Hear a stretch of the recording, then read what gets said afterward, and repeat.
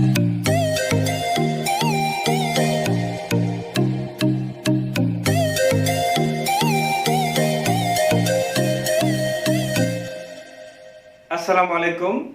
Bertemu kembali dengan saya Cipta Hening, pengasuh Majelis Dzikir dan Sholawat Sirul Asrar Surabaya.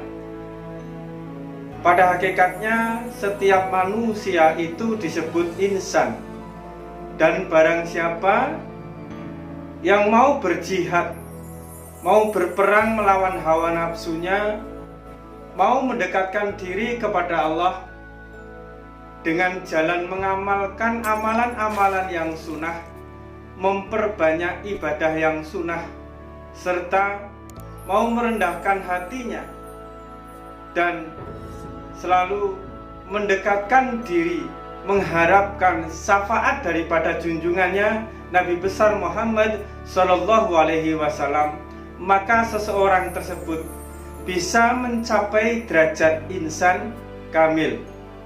Dan dengan derajat insan kamil inilah, maka seseorang tersebut akan bertemu dengan Rasulullah, akan bersanding dengan Rasulullah dalam satu majelis, yaitu majelis baginda Rasulullah Shallallahu Alaihi Wasallam.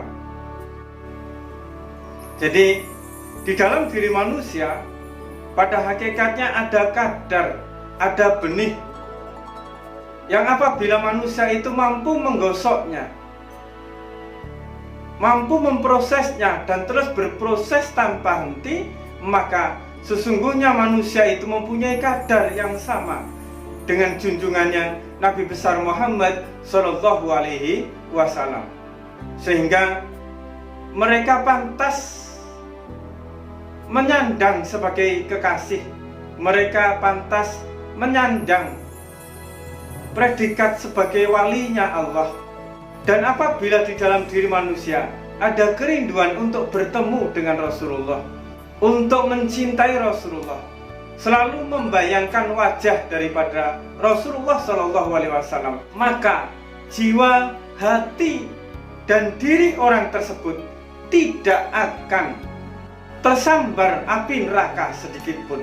Maksudnya, apabila seseorang di dalam hatinya ada kerinduan kepada Rasulullah, maka dia tidak akan mengalami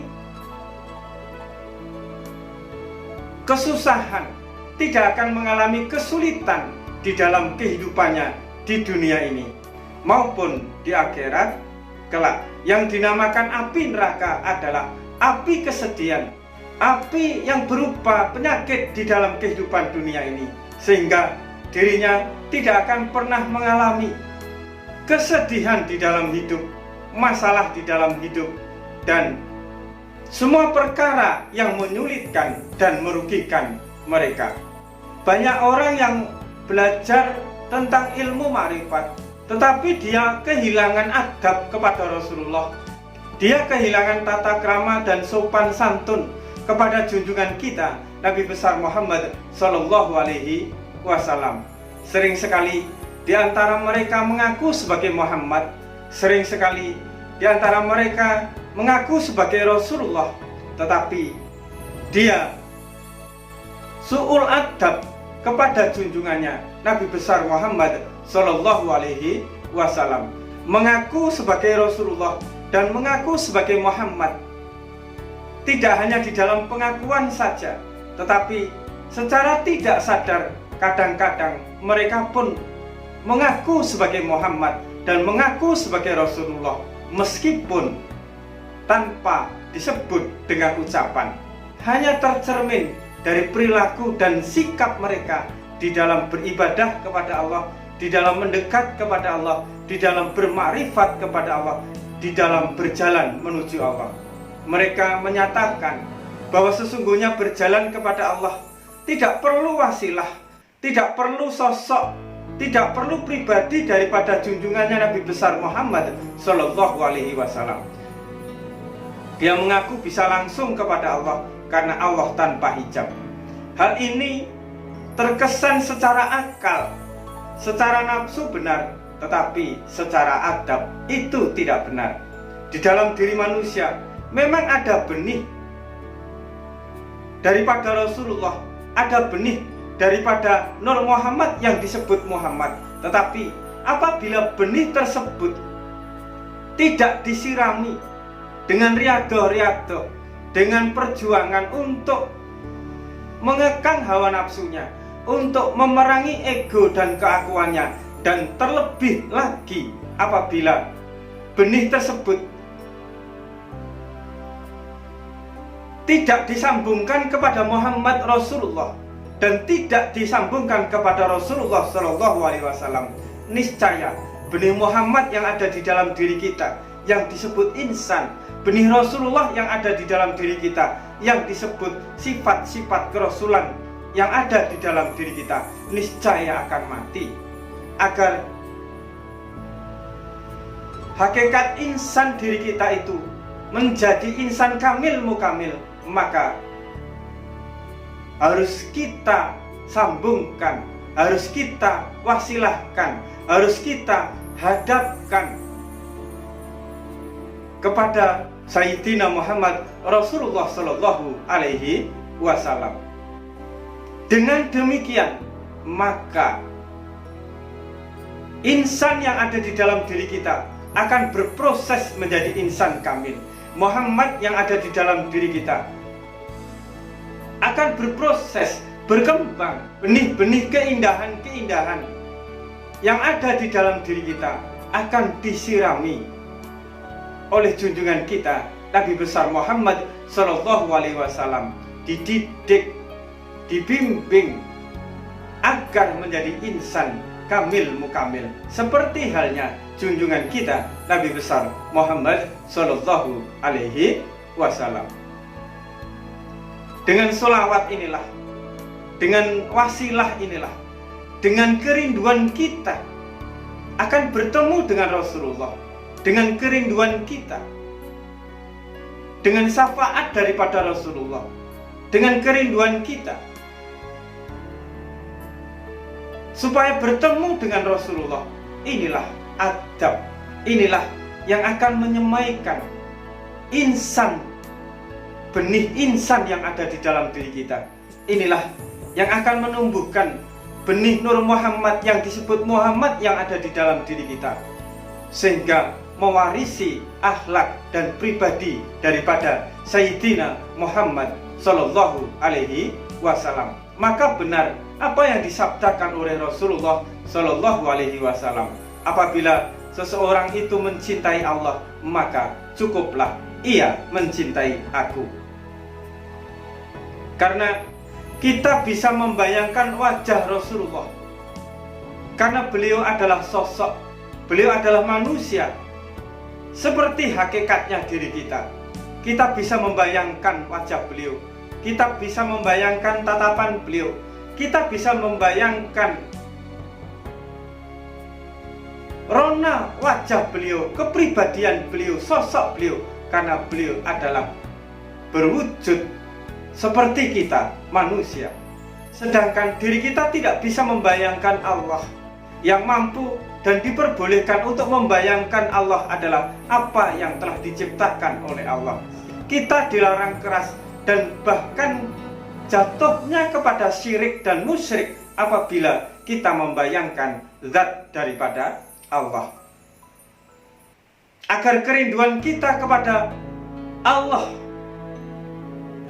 itu begitu sempurna, lampiaskanlah kerinduan itu kepada pribadi daripada Rasulullah Shallallahu Alaihi Wasallam yang bisa kita bayangkan.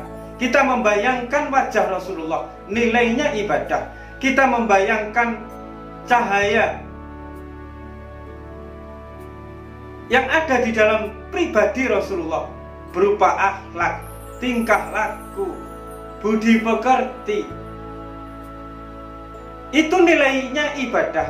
Tetapi apabila kita membayangkan zat Allah, pribadi Allah, bentuk daripada Allah, itu hukumnya dosa dan itu hukumnya syirik.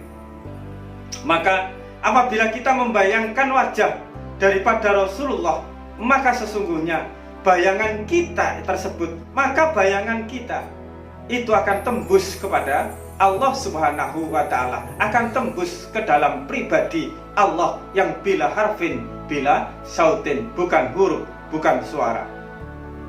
Apabila kerinduan kita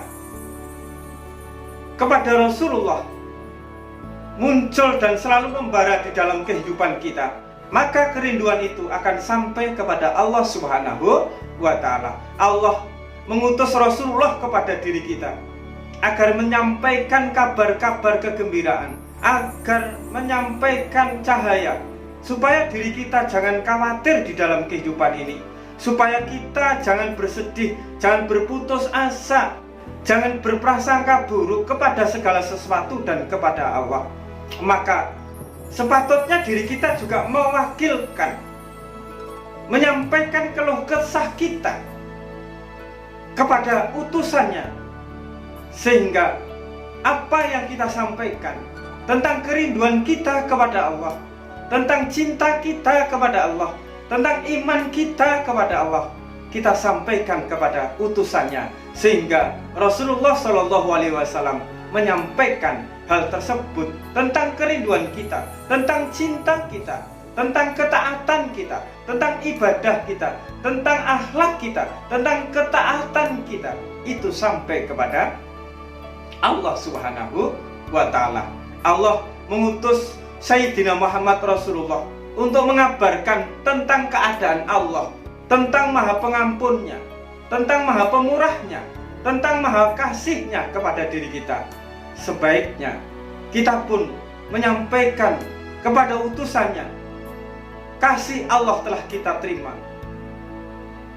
dengan rasa syukur kita, dengan rasa ridho kita, dengan ketaatan dan iman kita.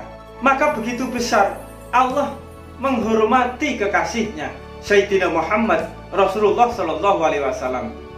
Maka sepatutnya diri kita pun menghargai utusannya. Sampai-sampai Allah menyampaikan, apabila di dalam diri umat Rasulullah SAW ada kerinduan kepada Rasulnya, ada cinta kepada Rasulnya, maka api neraka tidak akan menyentuhnya. Subhanallah, subhanallah, walhamdulillah, wala ilaha illallah, wallahu akbar.